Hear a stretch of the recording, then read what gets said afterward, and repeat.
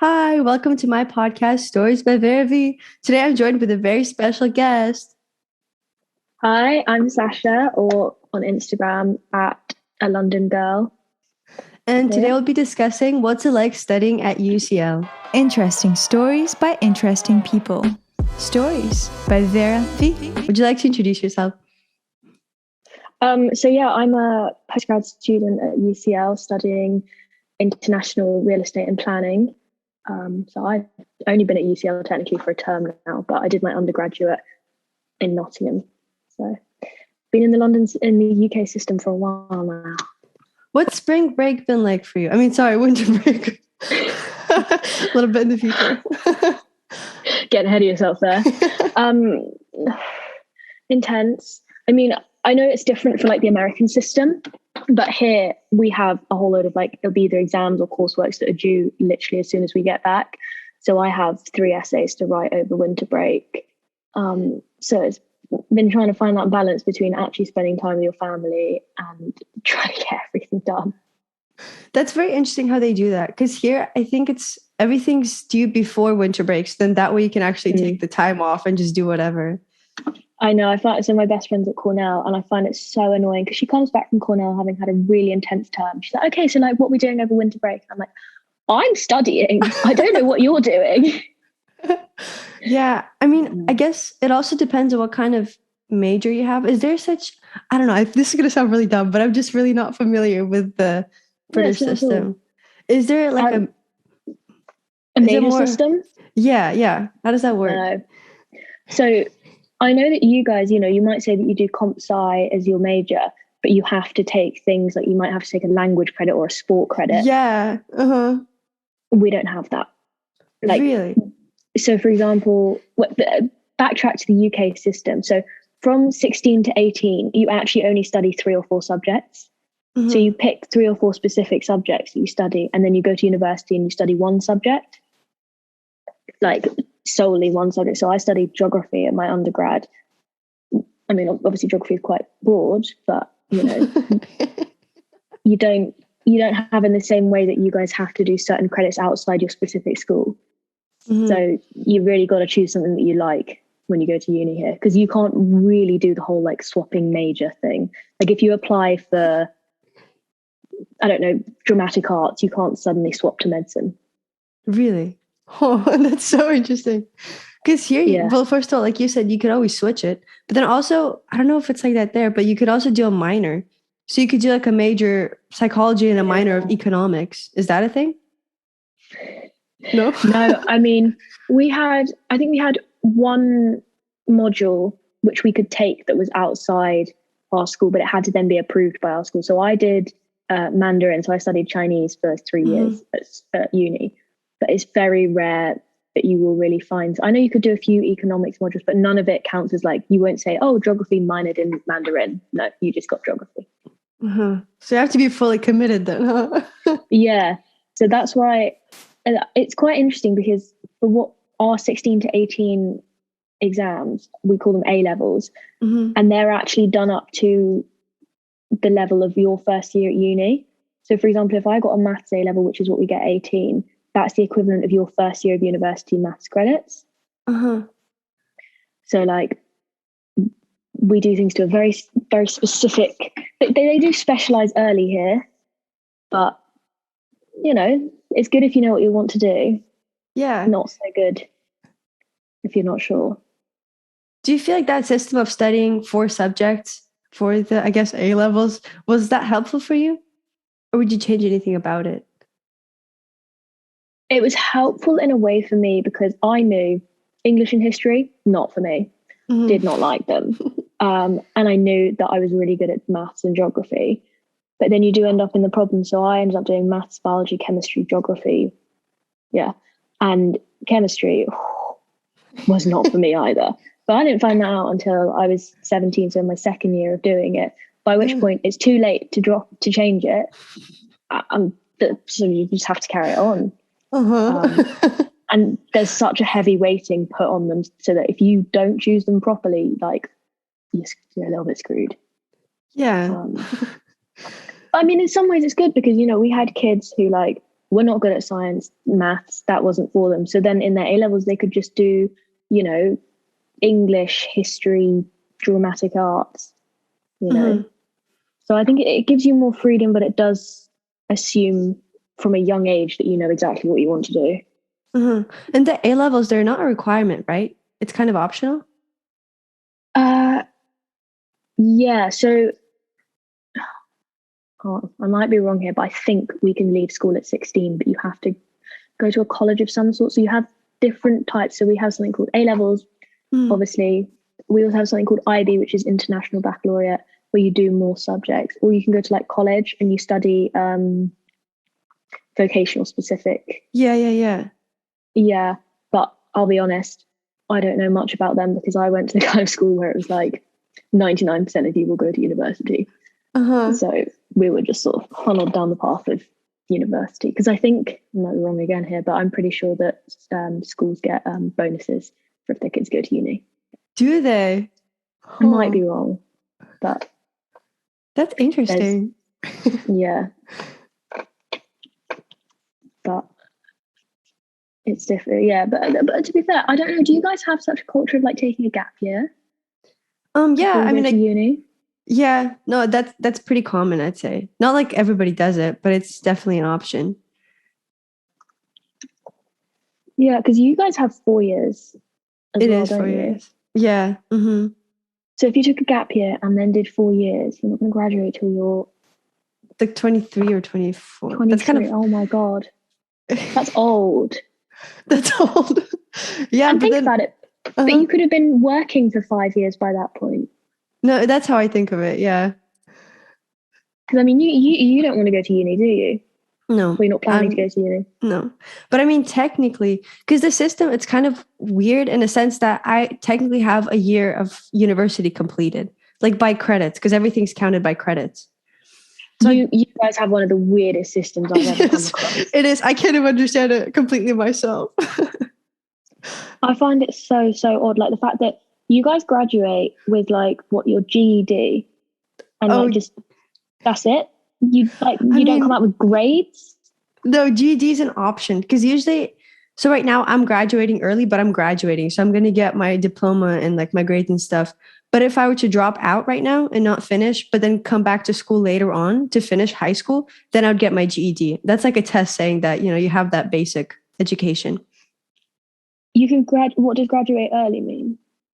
Oh, I guess I have to elaborate. So graduating early from high school. So like I said, everything's counted by credits. So to graduate high school, you need like 240. I don't know, don't quote me, but somewhere around there. So basically, if you get all your credits for your needed subjects early, then you can graduate early. So I'm doing it 1 semester early.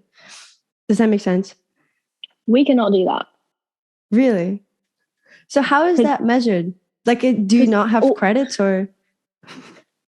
So we do it all based on like nationwide exams. So for example, at 16, 15, 16, so year 11 for us, you take your GCSEs, which is normally you take 9 or 10 subjects. You go and sit an exam, which, you know, pretty much everyone in the nation sits, and you get graded per subject. So for example, if you ask someone, what did you get at GCSEs? Like for me, I'll sit there and go, I got 7 A stars, 4 A's, you know?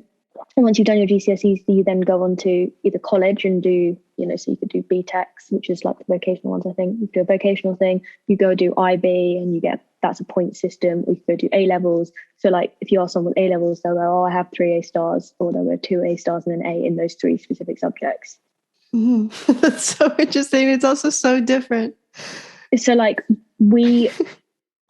actually, I wanted to ask you about this because for us applying to university, we apply around September. I think the deadline's sometime in January, maybe. And you get given an offer, maybe February or March for us, but it's an unconditional offer until you've sat your A-levels, which you sit in May, June time, and you get the results for in like August.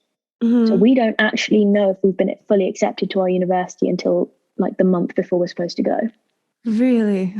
Whereas I've seen stuff where you guys like get your offers and then like the last term of school doesn't really matter for you. Yeah, I mean, unless you do something really bad, like if you break some sort of honor code or something that makes you get suspended or expelled, then yeah, they would reconsider. Yeah. But other than that, it's pretty much solid. That was so odd. Yeah. It's so uncertain in your guys' system because it's like, I wouldn't be sure, if I'm in or if I'm out. Oh no, I missed my grades. So I was supposed to go to UCL for my undergrad as well, and I missed my grades, so I didn't go there in the end. I went to my backup because we have a thing called clearing. So if you miss your grades, you can basically, there are certain universities which say, we still have X number of places left on this course, and you basically call them up and you're like, hi, please give me a place, and they'll say yes or no based on what grades you got in the end.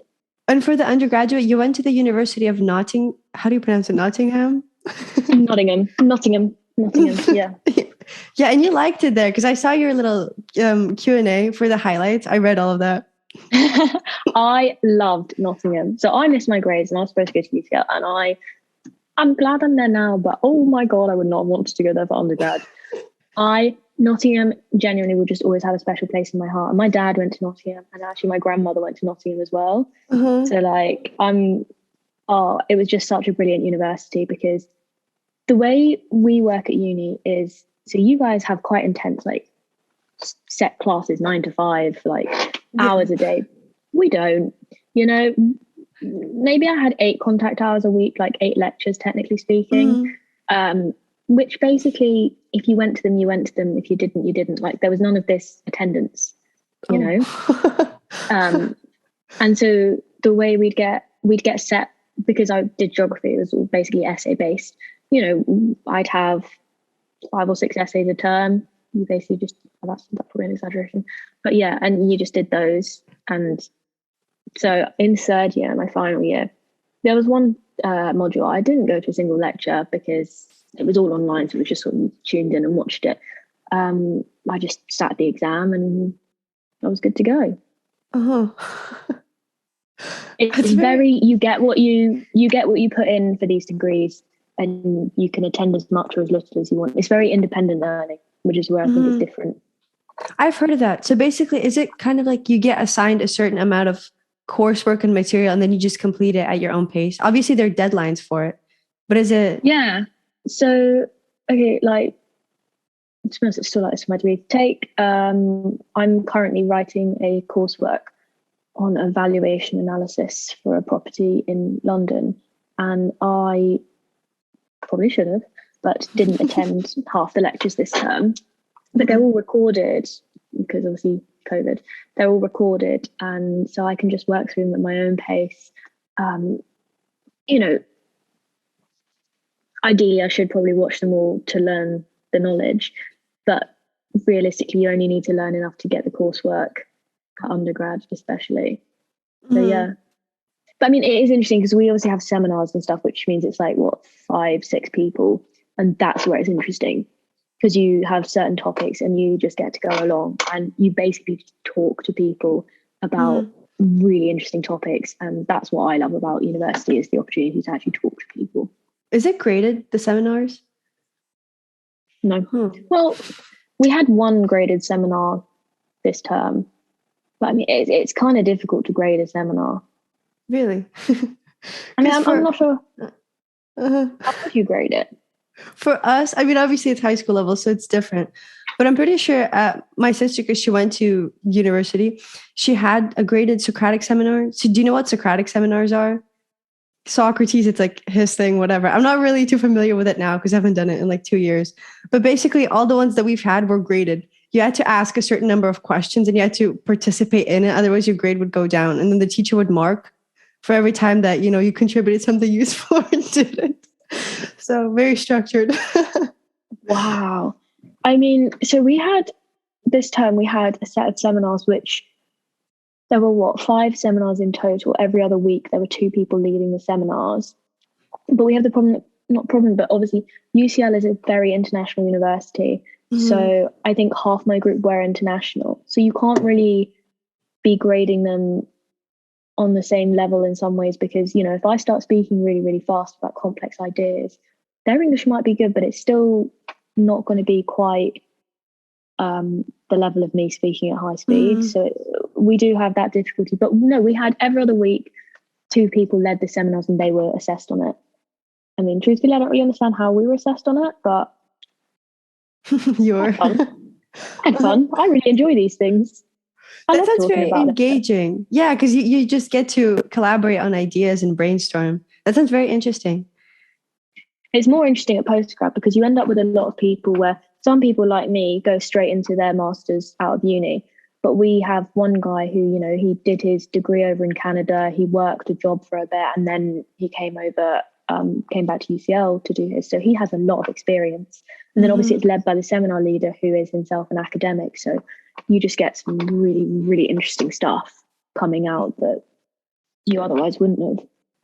No, definitely. Because I feel like that also makes people more interested in their subject as a whole instead of just doing things to do them. Oh my God, yes. Yeah.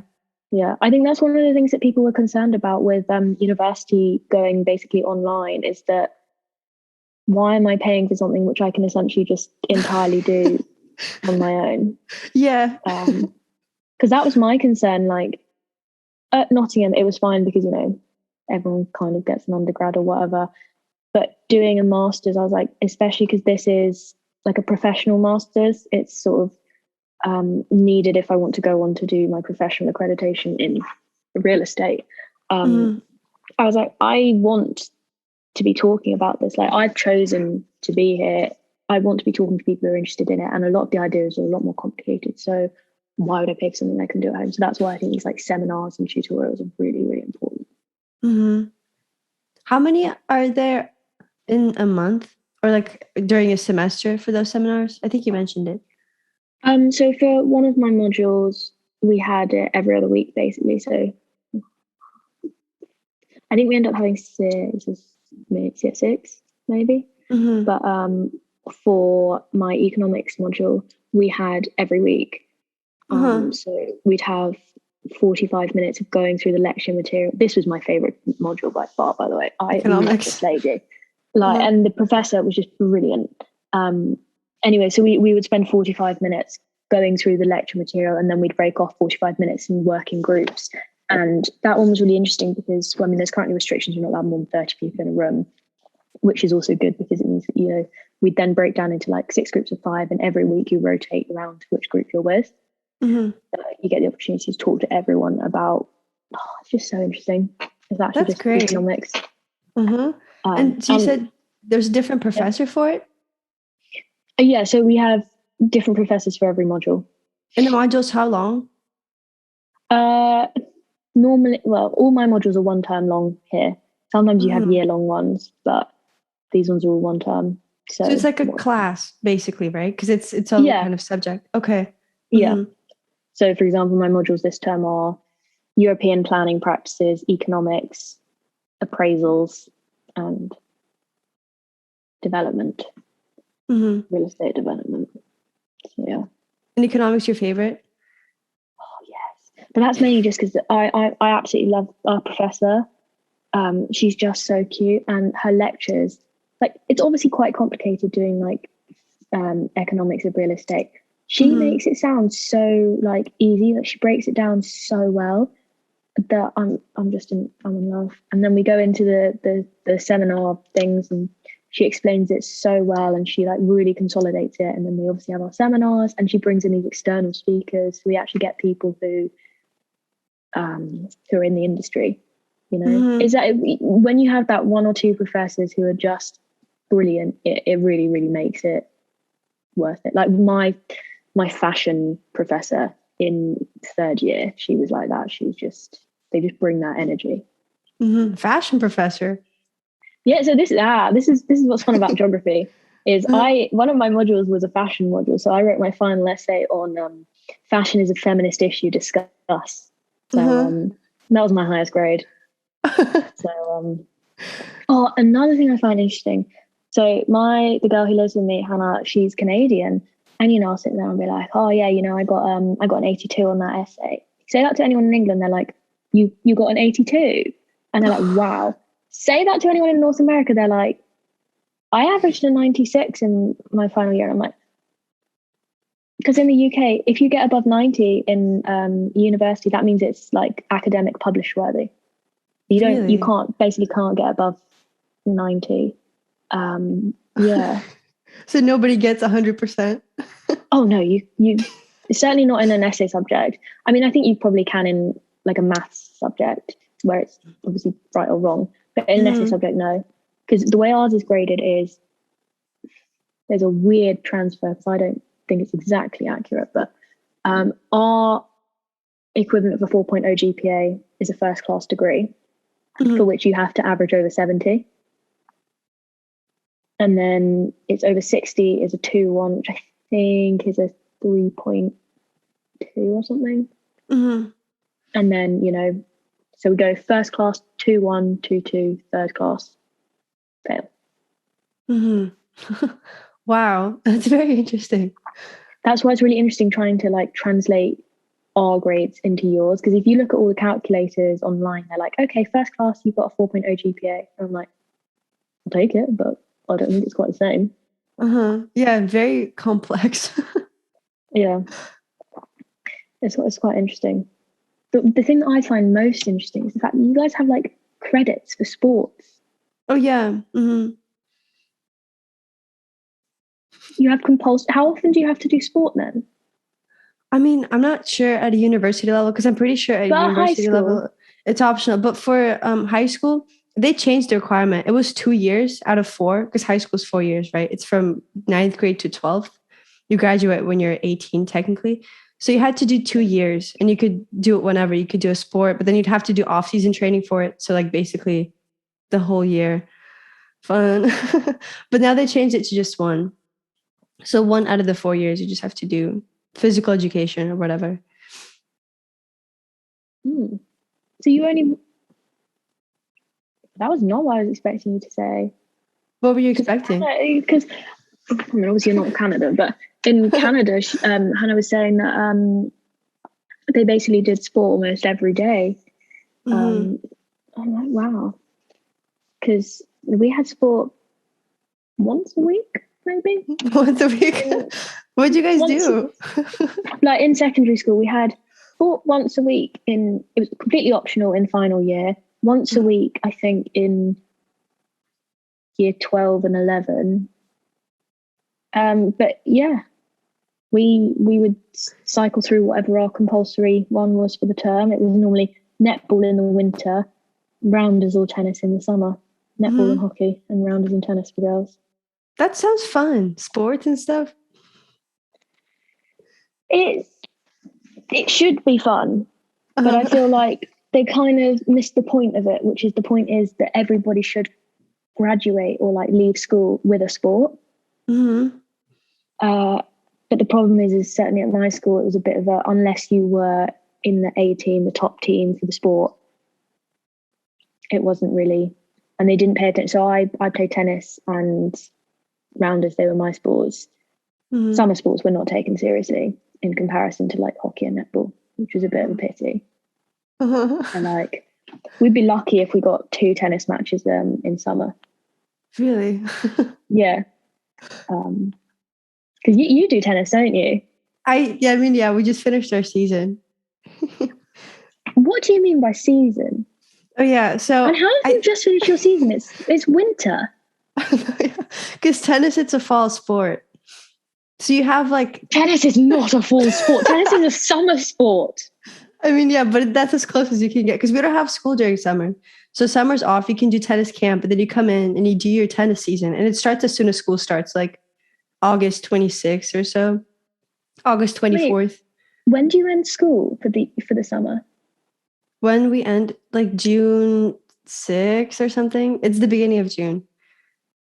But then wouldn't you say that you'd do tennis from like April to June?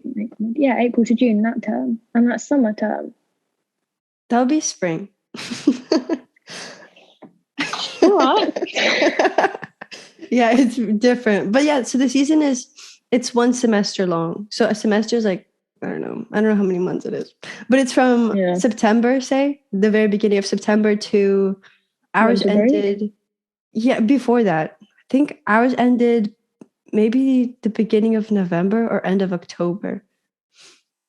So it's only How much do you train for that? How much what? Do you train for that? Oh, yeah. So we just train during. There's summer camp before that, but it's optional, obviously. But it's like you have 2 matches every week out of the 5 days, and then the rest you just train. So it's 3 training days and then 2 matches per week. Wow. So I think total it's 18 games or so. It's quite a bit. You really get to practice. That's pretty solid. That's nice though, isn't it? Yeah, do a lot of people have a sport? Are a lot of people on some sort of sport, or not really? That's a very common thing. Because I mean, you wouldn't want to do physical education, PE. That's really boring. So sport is just more fun to get the credits in, I guess. Ours was just called PE, and then we showed up and did whatever the teachers told us for an hour and a half, and then left. Yeah, it's the same thing here. PE. Nobody really wants to do it that much. No. The worst one is a cross country day. Like, I swear that's the day when the nurse has a lot of sudden, I have a migraine, my knee hurts. Cross country, because they run like 3 miles, I think, at a minimum or something. I just remember it's 3 laps of the field. I'm like, so you expect a bunch of people who, quite frankly, I don't think I'd ever done a run in my life. And then I show up and they're like, yep, we expect you to do like 3 laps of the field. I'm like, I can't even walk that. But you really get the feel of a cross-country athlete. So I guess there's some benefits of that. Yeah, that's why I find it interesting, because I run now. Like, I really enjoy running, but they did not instill any form of love for sport at my secondary school. No, from what it sounds like, I can kind of sense that. But then I went to Nottingham, and Nottingham is very good for sport, and they have what's it called? I think it's called Engage, where basically you could try any sport and everybody was basically a beginner. So I got to try some really fun. That's where I took up like shooting, clay pigeon shooting. Did a bit of like, I don't know, you can do anything: boxing, swimming, lacrosse, anything you want, and it's really, really good. Like, I'm a huge advocate for Nottingham personally. But yeah. Is there people getting into university for sports, like sports scholarships? Sports scholarships aren't necessarily as big of a thing here as I think they are for you guys. Like, I mean, one of my friends has a fencing scholarship, which gives her a full ride, basically. But I mean, she's also GB champion. But like, you know, we'll have people, I'm pretty sure for like, if you're good at rugby, they'll basically want you. I think you get sort of leniency of being accepted, like you might be allowed slightly lower grades sort of thing. But does that increase your chance of acceptance? Yeah, but you'd have to be like first team. Yeah, I want to say yes, because we had so many England lacrosse players. That can't have been a coincidence. But also with applications, what do they look at when you apply to university? Because here it's really weird, because it's not just academics and sports. You really have to be like a well-rounded person. That's really, really an interesting distinction between the UK and the US, especially. So like, it's been a little while since I applied to them. But so my older brother, he applied to Harvard, Yale, Oxford, plus whatever else. And I mean, he got accepted to Oxford. He now did his postgrad and master's, going on to do a PhD there. But he got waitlisted at Harvard and Yale because for you guys, you have to have well-rounded individuals. You know, you want drama, music, sport. Whereas here, like, because we are one subject you've got to have a passion for that one subject. It's a lot more academics. So, I mean, he sat there and he could have named like 4 prestigious essay prizes that he'd been accepted to, which is everything that, you know, Oxford and big unis are looking for.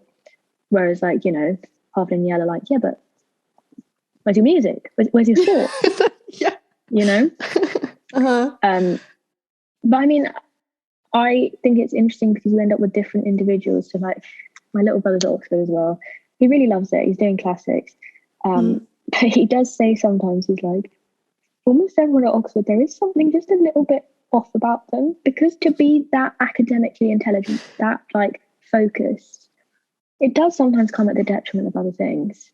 I mean, that's a personal opinion. But no, generally here, there's a lot more weight onto academics. Yeah, that's very interesting. So there's no such thing. Like, I mean, I guess maybe it just doesn't factor in volunteer hours and such. Or like club presidents.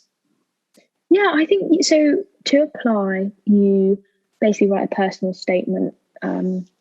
We have a thing called UCAS, which is basically the central system for where we apply for everything. And you write a personal statement. I can't remember how long it is now. It's maybe a page, maybe less, which basically describes your motivation for wanting to apply for this subject, why you'd be a good fit for the subject. And it's basically a standardized one that you send to 5. You pick 5 universities that you can apply to. You can only apply to 5 universities here. And you send your personal statement, and then you have references from a few teachers. And you can basically talk about whatever you want in it. But I'm pretty sure I just talked about academics. But I think you fill out sorry, it's been a little while since I've done this. I think you fill out certain forms which say, like, if you've got music grades, or we have drama grades as well. Or we have something called Duke of Edinburgh, actually, which is quite well known here, which was set up by the Duke of Edinburgh, which is basically an award where it has sort of 4 parts, where you do an expedition. So the gold award, which is the highest, you do a 5-day expedition, I want to say. So, you basically hike for 5 days and camp in, like, the wilderness or whatever. Why they let a bunch of 17-year-olds do this? I mean, we had one group which fell down a cliff. Oh, the whole group? Like, 2 of the group fell down a cliff, and like the teachers had to come out and rescue them. And then on their next hike, they got so lost that they ended up getting back to camp at 10 p.m. I was like, why no one? Yeah, why didn't no one change this group up? But no, that's one component. Another component of it is that you have to do a certain number of volunteering hours, certain number of sport hours, a certain number of an activity, like another activity, and a residential camp. Because the idea is it's supposed to, like, make you more well-rounded as a person. And when you get your gold DV, you go to the palace, and Buckingham Palace, and one of the royals. Who did we have? I can't remember which. It's normally the Duke of Edinburgh, but he retired. And then they have a bunch of celebrities or minor celebrities. I think Benedict Cumberbatch did it one year, and you're in groups and you sort of have your celebrity, and it's just a lovely little. It's a very, very British affair. It sounds really fun. Yeah, it is really fun, but a lot of people do that because it's. Yeah, I think there's certain, like, sponsorships you can get to do things, but we don't really do volunteering hours. At all. I'm starting to. We don't really create very well-rounded individuals here. Very academically intelligent, though. No, I mean, you can choose, like, your subjects for A levels. You could choose music as one of your subjects, or you could choose PE as one of your subjects. Although that's more sports science than necessarily PE. But yeah. And for the personal statement, do you just write more about your ambition with the subject and where you want to go, what you want to do with it, or is it more centered on personal experience? I think it's more on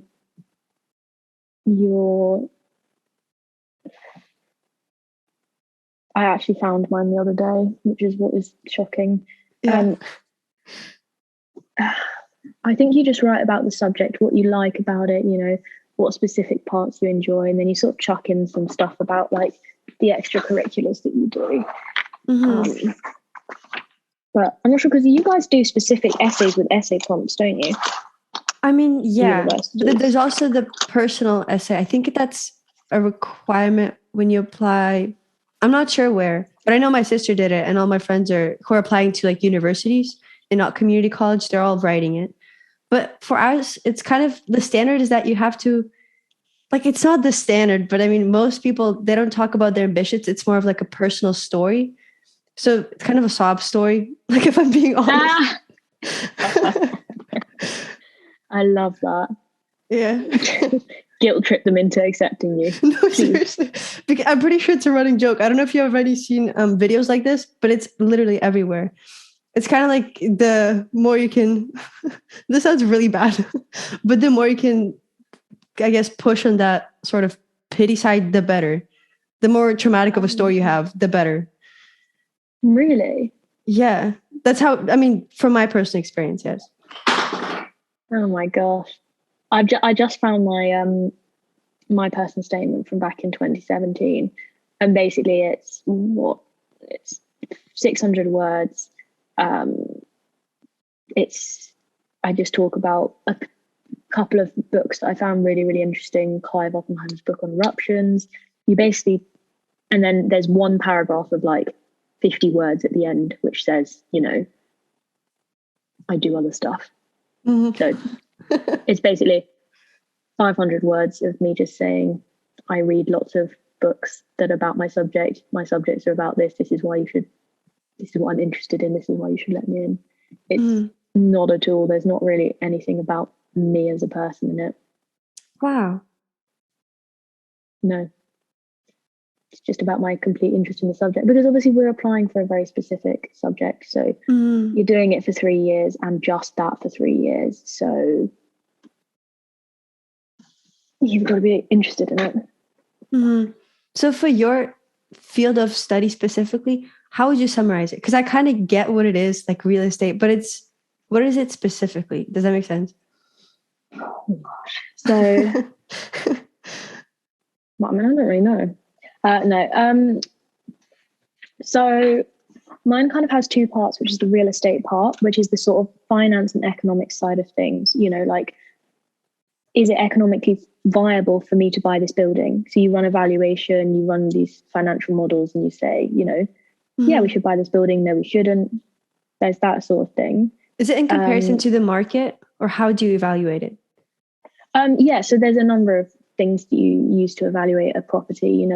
The property itself, sort of its location, its structure, if it's in good quality. And then obviously you have market conditions. So for example, what's market growth going to look like? What's the growth rate? What's inflation? What's the economy in general doing? All of these different things affect the value of the building. But then I'm also doing planning as well. So this is something which, to be honest, most people never really think about, because you don't have to. But you have to get planning permission for almost anything that you do, especially in the UK. And for us, we have a very tight planning system. I'm not a big fan of it. I can talk about it for hours. But so we study the different planning restrictions and how planning can impact a lot of things. So current essay that I'm writing is about how how infectious disease spread is affected by planning practices. And there's just so many little things which you don't realize are really impacted by the planning decisions in the built environment. I can't think of an example right now. So by planning, is it like property planning? Yeah, so if I want to build a house, you've got to get planning permission for that. And then you submit the kind of designs that you want to build for the house. And then, the planning officer will sit there and say, okay, well, I like the idea that you want to build a house, but your house has to fit in with the rest of the community around it. So, you have to have a red brick house, or it has to have tiles. It's sort of to try and create a cohesive community. Or in the UK, we have a lot of things called grade listed buildings, because we have a lot of old buildings. So, for example, I live in a grade 2 listed house because it's from the 1800s. Oh, wow. Yeah, so if you want to do things to a listed building, you have to get planning permission for almost anything, because you have to preserve the integrity of the building, and the facade, it still has to look like the original building would. Which is obviously another thing that goes into valuing a building, because if I want to renovate a building but I have to wait 6 months to get planning permission on it, or longer than that, and then I have to be told that you can only do certain things. I think a really interesting example of it is, if you have a building above a certain number of floors, for instance, let's say 4, you have to have a fire escape. Because we had this problem with our house. They were like, okay, you need to have a fire escape because of safety standards. But it's a listed building, and according to the listed building laws, putting a fire escape would affect the looks of the building.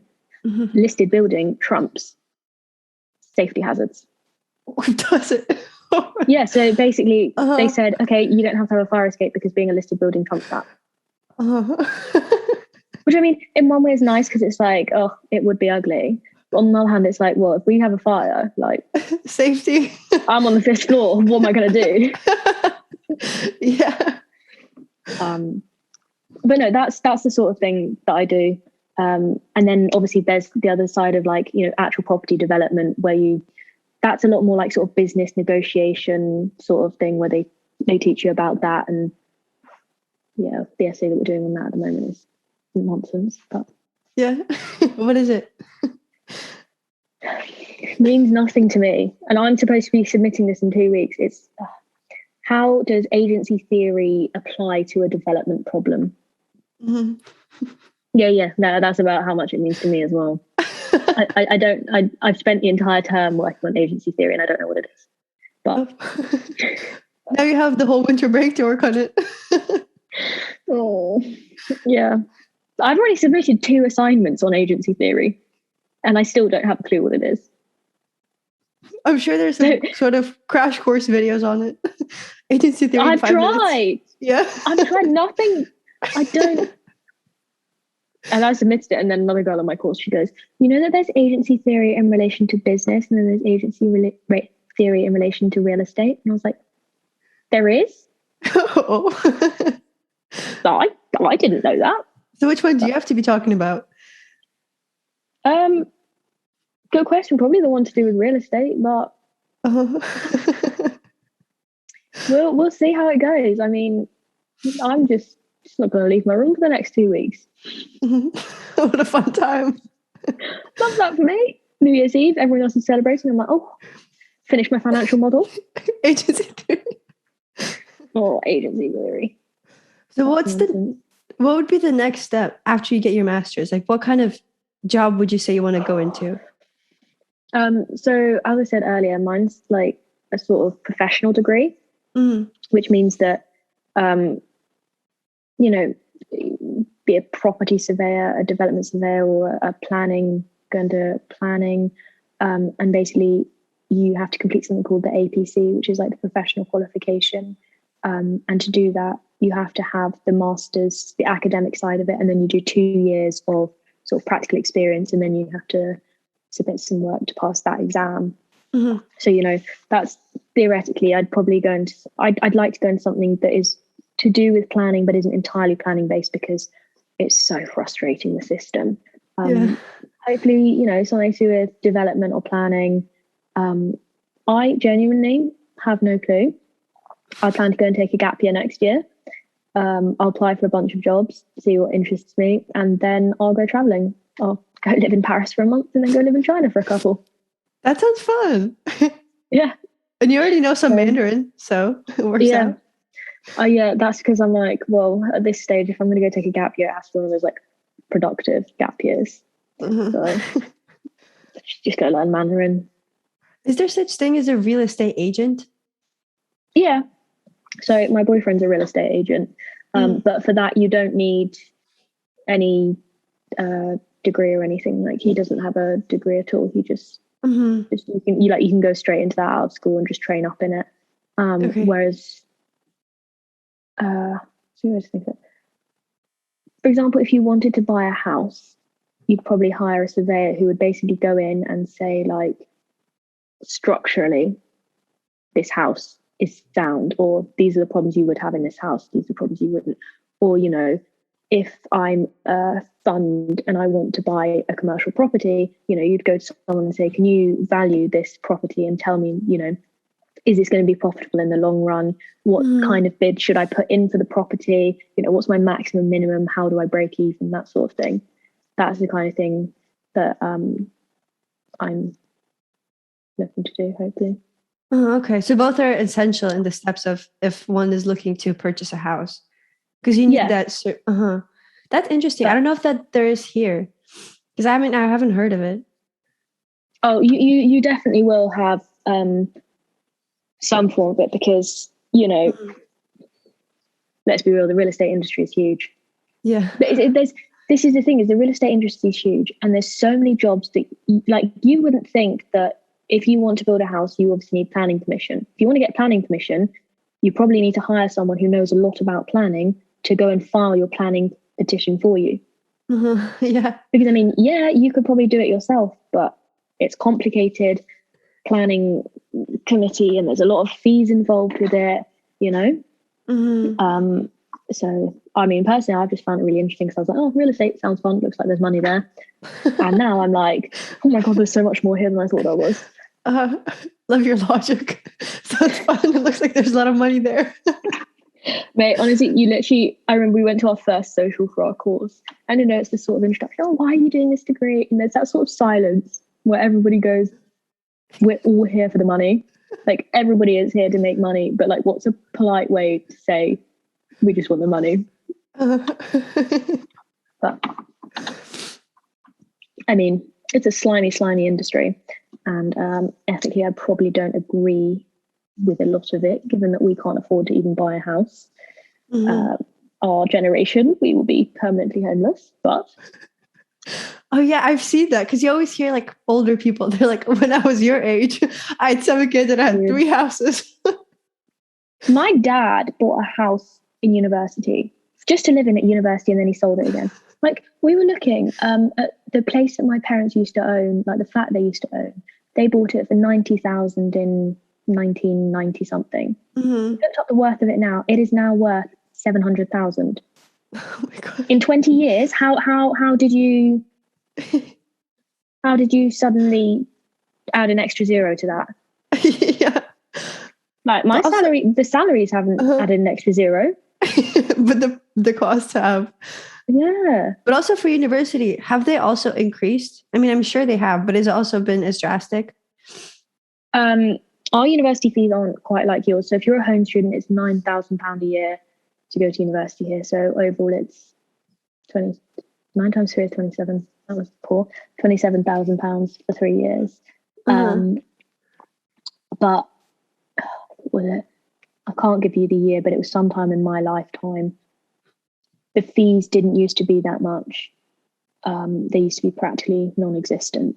And then universities basically said, oh, you can charge fees up to 9,000. I think it was with the idea that, the better institutions you'd pay more for. But obviously then everybody just raised their fees to the maximum you're allowed to raise it to. Yeah. Which, I mean, yeah. And it's still subsidized by the government anyway. But the big problem is that certain degrees subsidize other degrees. So like, obviously geography, we don't have a lot of contact hours or whatever, but say if you did science or medicine, you're in almost every day, you're using the labs. So whereas I might not, as a person, make the most of the £9,000, they're using more than. That makes sense. And also, would you say that in this current situation, it is possible to attend, I don't know, UCL and pay all those fees and also support that endeavor via working a job that's available? So, I mean, I can speak from Nottingham. Yes, very, very easily. You could have, yes, at Nottingham. Nottingham's also very good with the bursary. Like, one of my friends, the university just emailed her, I'm like, here's £5,000. Fair enough. All right. Another one, she applied for a scholarship and she basically did what you guys do. She just played a little sob story. She got handed, I think, £4,000 for her scholarship. Not bad. But for Oxford and Cambridge, you're not allowed, like, they make you sign a contract saying you won't work a job because it's so intense. You can't. And as for UCL, doing my master's, I mean, I had a part-time job for the first 3 months or so. So I quit at the end of November for 2.5 months, because it's just, I couldn't do both. Yeah. Like, the master's, also because, I've got 1 year to learn everything. Like, I've got 12 months to learn something which some people take 3 years in their degree to do. So it is obviously a lot more intense. But yeah, you could easily for undergrads work whilst doing it. That's interesting. Yeah. Well, can you do that in America? I mean, no, it's not really probable. You could back like 40 years ago, you could work, because all that's really accessible is a minimum wage job. So like a fast food restaurant or some sort of mean, restaurant hostess, I don't know, just whatever you can find. And it's not really possible considering the minimum wage and then the cost that it is to attend university. What is your minimum wage? I think I guess it's different state by state, but it's like $15 an hour, I think, or $14 an hour, or maybe 13. I'm not sure, but it's like $13 to $15 an hour. So I'm not sure. So like if you worked as a waitress, would you get $15 an hour plus tips? I think so, yeah. But also depends where you're working, because I mean the tips depend on, you know, the kind of people that come in. I'm going to calculate this just quickly to see if I could theoretically do it. Quick maths.